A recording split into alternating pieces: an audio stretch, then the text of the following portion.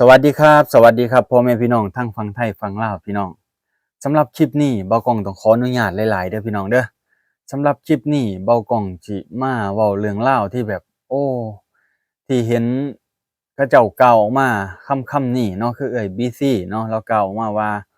เนาะเรื่องราวของวันครูนี่พี่น้องเพิ่นบอกว่าวันครูนี่บ่ควรจัดงานวันครูควรยกเลิก งานวันครูเหตุผลอิหยังคือต้องยกเลิกเอาพี่น้องไปฟังเหตุผลของบีนำกันเนาะอ่ะค่อยจิมาเบ้านะเห็นหลายคนคอมเมนต์ทำอิฐค่อยยอมรับบ่ค่อยเขียนผิดนะเพราะค่อยเขียนทันค่อยจะเขียนว่าควรยกเลิกการจัดงานวันครูนะแต่ค่อยไปเขียนว่าควรยกเลิกวันครูนะอันนี้ทันค่อยขอโทษค่อยเขียนผิดนะแต่ค่อยจะเขียนว่าควรยกเลิกการจัดงานวันครูเพราะว่ามันไปสร้างความกดดันให้กับนักเรียนนะและกับพ่อแม่คนที่เขาเป็นนักเรียนนะพ่อแม่ผู้ปกครองนักเรียนนะเพราะอย่างฮู้บ่นะบางคนท่านเขาบ่แม่นคนที่จะมีเงินนะและนักเรียนนะเขาก็บ่แม่นลูกคนรวยทุกคนนะการที่จะบอกว่าครูบ่ได้บังคับให้เอาของขวัญไปให้เขานะแม่นอยู่นะพวกแก้วบ่ได้บังคับนะแต่สิ่งที่พวกแก้วกระทำออกมานั้นคือการบังคับฮู้บ่นะจัดงานมันครูขึ้นมานั่งเรียงกันนะแล้วนักเรียนคนนี้ก็เอาของควรไปให้ครูนักเรียนคนนี้ก็เอาของควรไปให้ครูและไอ้คนที่มันบ่มีได้ซะมันรู้สึกกดดันมันรู้สึกอายใจมันรู้สึกน้อยใจวันนี้มือต่อไปมันบ่อยากมาเอาเรียนได้บางคนนะและบางคนหันต้องกลับมือเฮือนและไปกดดันให้พ่อแม่ไปซื้อของควรให้ครูนะปีนี้มันบ่ให้นะปีต่อไปมันกดดันพ่อแม่มันต้องเอาของควรมาให้ครูเด็กนะ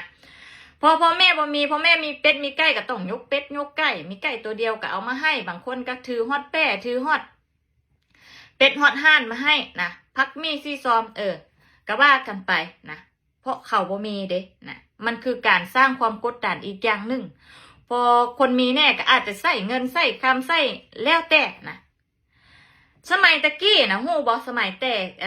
เฮียนหั่นนะสมัยแต่สุข่อยเฮียนนะฮอดวันครูนี่นะเขาเอาดอกไม้กันคนละดอกแล้วก็เอามาห่อเป็นซ้อนใหญ่ๆบางทีเขาอาจจะมีการเก็บเงินกันคนละ5,000 กีบละ2,000 กีบเพื่อไปซื้อดอกไม้นั่นแล้วมาให้ตัวแทนไปมอบให้ครูบ่ได้คือทุกมื้อนี่ได้นะจักว่าเหล้าจักเบียร์จักว่าไก่จักเป็ดจักห่านหยังก็มาเบิดนะมันมีฮอดตัวแบ่เพิ่นเอาไปเอามานะ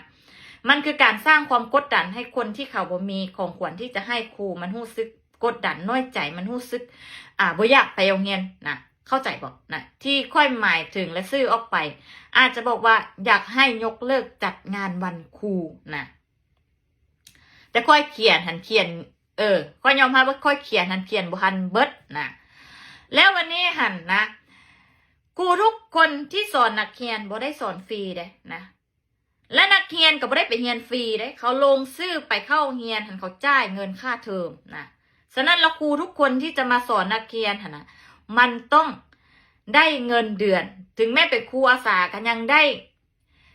เงินช่วยเหลือหรือว่าเงินกินอันนั้นไปทวงกับรัฐบาลนะเพราะว่าเขาจ่ายเงินค่าเทอมนักเรียนจ่ายเงินค่าเทอมไปแล้วนะมันคือการสอนที่วินกันเขานะเจ้าได้เงินเดือนคอยได้ความรู้นะอันที่จะมาทวงบุญคุณว่าเป็นพ่อมีครูจึงว่ามีนักเขียนจึงอ่านได้เขียนออกนะเลิกทวงบุญคุณได้แล้วบ่มีประเทศใดที่เขาจะเอาเรื่องพวกนี้มาทวงบุญคุณกับนักเรียนนะเพราะว่าเจ้าบ่ได้มาสอนเขาฟรีนะเจ้ามาสอนเขามากับบ่ได้เรียนฟรีเขาจ่ายค่าเรียนนะฉะนั้นแล้วควรยกเลิกการจัดงานวันครูขึ้นอยู่โรงเรียนนะฮอดวันครูปุ๊บนี่ปิดโรงเรียนให้ครูนะไปท่องเที่ยวไปเล่นรถนะมือหนึ่งเฮ็ดคือประเทศเขาเนี่ยนะประเทศทุกประเทศวันใดสำคัญต่างๆเนี่ยเขาปิดโรงเรียนให้ครูพักผ่อนให้คนที่ขึ้นชื่อว่าเป็นผู้ที่สำคัญอยู่ในประเทศนั้นได้พักผ่อนบ่แม่นจะมาจัดงานเลี้ยงเฮฮาปาร์ตี้สร้างสรรค์กันแล้วให้นักเรียนเขามอบของขวัญให้แล้วมาใบ้ว่าต้องฮู้บุญคุณครูเพิ่นนะบ่มีไผไปทวงเด้อนะอย่าสู้ไปทวงกับเขาบุญคุณพักบุญคุณครูหันควรยกเลิกนะเจ้ามาสอนเขาบ่ได้มาสอนฟรีเขาไปเรียนก็บ่ได้ไปเรียนฟรีเข้าใจบ่นะเจ้าจีบอกว่ามาทวงบุญคุณหันมันบ่แม่นนะ ถ้าเมื่อใดพวกแก้วเข้าไปสอนเขาฟรีๆหันพวกแก้วค่อยไปทวงบุญคุณกับเขานะถ้าเกิดว่าเขาเฮียนฟรีได้ละนะมันวินวินกันทั้งคู่นะ ควรยกเลิกบุควรสร้างความกดดันให้กับนักเรียนผู้ที่เขาบ่มีและกับพ่อแม่ผู้ปกครองคนที่เขาบ่มีนะบ่แม่นมีไก่ตัวเดียวมีเป็ดตัวเดียวต้องเอาให้ลูกไปให้ครูนะเพื่อจะบอกว่าตอบแทนบุญคุณครูพุ่นนะเท่านี้แหละนะ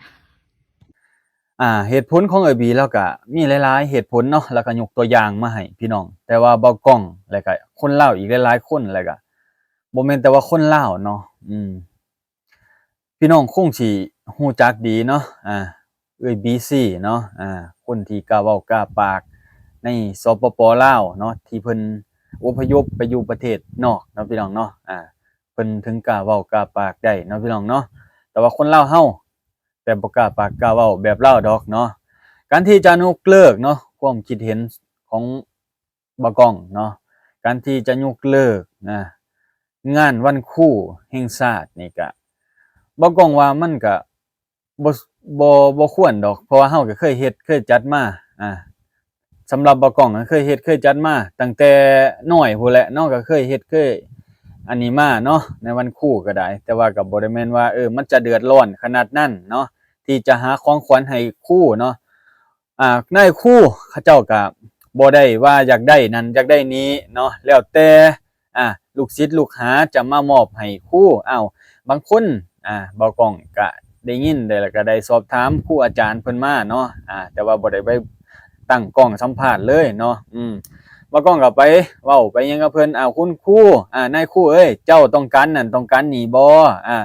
ต้องการเงินค่ำกำแก้วจากเด็กน้อยนักเรียนบ่เจ้าต้องการของขวัญหรูๆแล้วล่ะจากนักเรียนบ่บ่กล้องก็ได้รับคำตอบจากทางนายครูเพิ่นก็ตอบว่าโอ้บ่เคยดอกแล้วแต่นักฮอกนักเรียน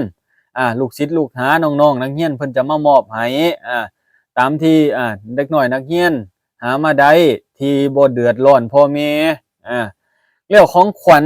เนาะของขวัญนายครูมันจะเดือดร้อนอีหยังพี่น้องเอ้ย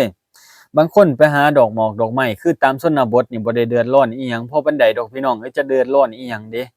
เฮาเฮ็ดตามใจเฮาศรัทธาที่อยากมอบให้ครูที่เพิ่นสิสอนวิชาให้บางคนเพิ่นว่าบ่สำคัญดอกเพราะว่าก็ต่างคนต่างแลกเปลี่ยนกันแฟร์ๆเนาะคือไอ้บีเราเว้าเนาะแลกเปลี่ยนกันแฟร์ๆแต่บางคนเขาบ่ได้คิดแบบนั้นนะแหมบางคนเขาบ่ได้คิดแบบนั้นนะแหมเขาคิดว่าครูคือผู้เพิ่นสิสอนวิชาให้มีความรู้ไปใช้ในโลกภายนอกได้เนาะบางคนต้องผ่านในจุดๆนี้ไปสิ่งที่เฮามอบให้ครูกับครูที่มอบให้เฮาว่ามันยังหน่อยเกินไปสิ่งที่เฮามอบให้บางคนนะพี่น้องเนาะความคิดบ่กล้องเนาะสำหรับบ่กล้องอ่านออกเขียนได้ก็ย้อนว่าครูเนาะที่เพิ่นสิสอนให้บ่กล้องเคยเจอครูดีมาหลายคนเด้พี่น้องเอ้ยที่บ่กล้องเรียนมาบางคนบ่กล้องบ่มีเงินมีคำครูซื้อปิ่มซื้อปึ้มซื้อมิกซื้อซอให้ซื้ออุปกรณ์การเรียนให้บ่กล้องย้อนว่าเพิ่นอยากสุกอยู่การศึกษาให้เด็กน้อยนักเรียนเนาะบางคนคือเอื้อยเราเว้าเนาะว่ามันบ่จำเป็นเนาะที่จะจัดงานวันครูต่างๆนานาแต่บ่ฮู้เนาะหรือจังใดเอื้อยเพิ่นก็คงสิพบเจอมาเนาะการจัดงานวันครูมันก็บ่ได้เดือดร้อนหยังเด้เอื้อยเนาะก็คือคนลาวหลายๆคนเขาเจ้าก็บ่ฮู้ว่าเราสิคิดเฮ็ดจังไดเนาะเอื้อยเราก็เว้าออกมาแล้วเนาะแต่ว่าเนาะบางคนเขาเจ้าก็บ่ได้ว่ามันเดือดร้อนขนาดนั้นมันบ่ได้ไปสร้างความผลกระทบให้ครอบครัวขนาดนั้นแล้วแต่เด็กน้อยนักเรียนจะเอามาให้บ่แม่นว่า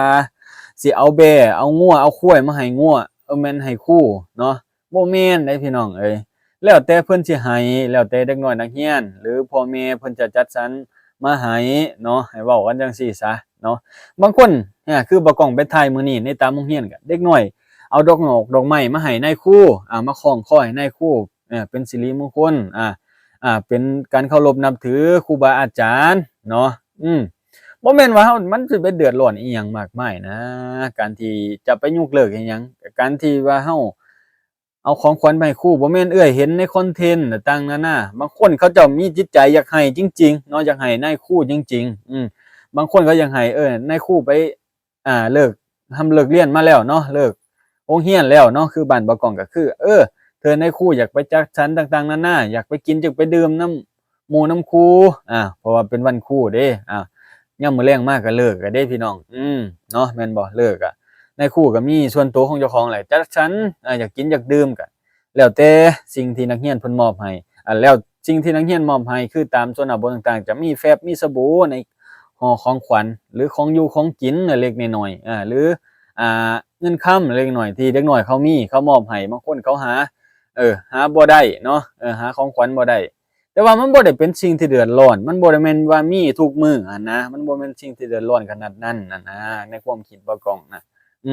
มันบ่แม่นสมควรที่จะไปยกเลิกดอกแล้วแต่เขาจะบ่ยกเลิกดอกบ่แม่นว่าประเทศที่เจริญกว่าประเทศลาวเขาเจ้าก็ยังจัดงานวันครูอยู่นะบ่แม่นว่าจำเป็นต้องแบบว่าแล้วแต่คนสิหาสิเฮ็ดดอกแล้วแต่คนสิหาสิเฮ็ดบางคนผู้ใหญ่ที่เขาเจ้าฮู้ว่านี่ลูกบ่จำเป็นต้องเอาของขวัญหรูๆหราๆบ่ต้องว่าเอาของสิ่งราคาแพงบางคนเขาเจ้าก็แนะนำลูกเต้าเขาเจ้าบางคนอยากนี่ครูแบบว่าครอบครัวเขาเจ้าดีใจที่นายครูสอนน้องนักเรียนได้ดีบางคนอยากมอบสิ่งตอบแทนสิ่งที่พี่น้องเห็นในตามสื่อโซเชียลมีเป็ดมีไก่แบบว่าอันนั้นคือสิ่งที่เขาเจ้าพึงพอใจอยากให้เนาะอันนั้นก็เป็นส่วนบุคคลเนาะสิว่าเด็กน้อยบัดตานี้เด็กน้อยเคยให้กันเคยให้แบบนี้เห็นหมอนี่ให้เป็ดให้ไก่อยากเอาให้คือเขาอันนี้มันแล้วแต่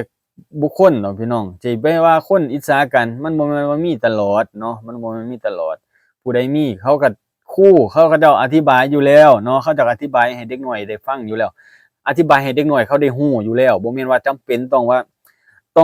องเอาเป็ดเอาไก่มาให้ครูเด้อมันบ่แม่นเนาะก็คือบ่กล้องเคยเรียนมาแล้วก็เคยเรียนมาแน่นอนนะเราอาจสิเรียนในเมืองแต่ว่าบ่กล้องเคยเรียนโรงเรียนในบ้านนอกเนาะในครูเพิ่นก็บอกว่าแล้วแต่น้องๆสิมีหยังให้เด้อ